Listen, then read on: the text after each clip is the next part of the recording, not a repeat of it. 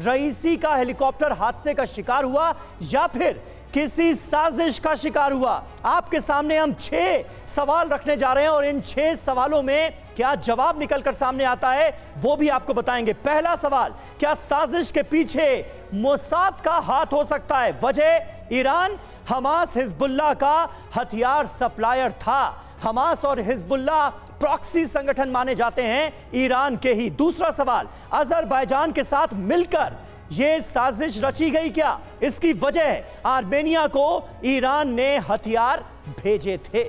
हालांकि देखिए तीसरा सवाल, जहां क्रैश के पीछे यूक्रेनी एजेंट को लेकर भी बड़ा इनपुट मिल रहा है और ऐसा क्यों कह रहे हैं, वजह क्या है? क्योंकि ईरान रूस को शाहिद ड्रोन लगातार जिस तरीके से सप्लाई कर रहा था इस वॉर फ्रंट में, यह सहयोग, इसको लेकर समीर हर बार हम चर्चा जरूर करते आए हैं। अब चौथा सवाल, जहां ईरान के विद्रोही गुटों की तरफ से क्या यह साजिश रची गई है? क्योंकि सुलेमानी की मौत, रईसी के रुख से नाराज जिस तरीके से सामने आए हैं उसको देखते हुए ये तमाम स्पेक्यूलेशंस हैं और उसी आधार पर यह सवाल समीर हम सामने रख रहे हैं। बिल्कुल, आपके जहन में जो सवाल है उसके जवाब देने की कोशिश हो रही है यहां पर। पांचवां सवाल, नेटो और उसके सहयोगियों का हाथ है क्या इसके पीछे? वजह, अरब में अमेरिका और नेटो के सेंटर ईरानी प्रॉक्सी के टारगेट रहे हैं, ये उसका बदला भी हो सकता है। तमाम तरह की आशंकाएं हैं लेकिन किसी नतीजे पर पहुंचना फिलहाल मुश्किल नजर आता है। ब्रिगेडियर त्रिपाठी हमारे साथ मौजूद हैं। त्रिपाठी साहब, इनमें से किस एंगल पर साजिश के आपको भरोसा होता दिखता है?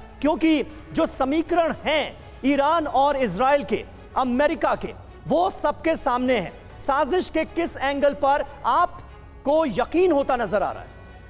समीर देखिए, मैं 3 पॉइंट कहूंगा जिसको कि मैं लेके चलूंगा जी, जो आपने 5 रखे हैं। एक तो जो मोसाद की बात आप कह रहे हैं, माना जा सकता है, कहा जा सकता है, क्योंकि हम अभी उसको बिल्कुल तो हम नहीं कहेंगे कि हाँ उनका हाथ है ही, लेकिन एक पॉसिबिलिटी है। इससे पहले देखिए, मैं लिंक करना चाहूँगा कि इससे पहले 2010 से लेकर 2015 के बीच में 5 न्यूक्लियर साइंटिस्ट ईरान के मारे गए थे और उनमें माना गया था इन्हीं का, इजराइल का हाथ था, मोसाद का हाथ था। उसके बाद जो बाकी असैसिनेशंस हुए हैं, लेटेस्ट हम लोग देखते ही थे, पता ही है सुलेमानी का, उसमें देखिए डायरेक्ट अमेरिका ने किया है।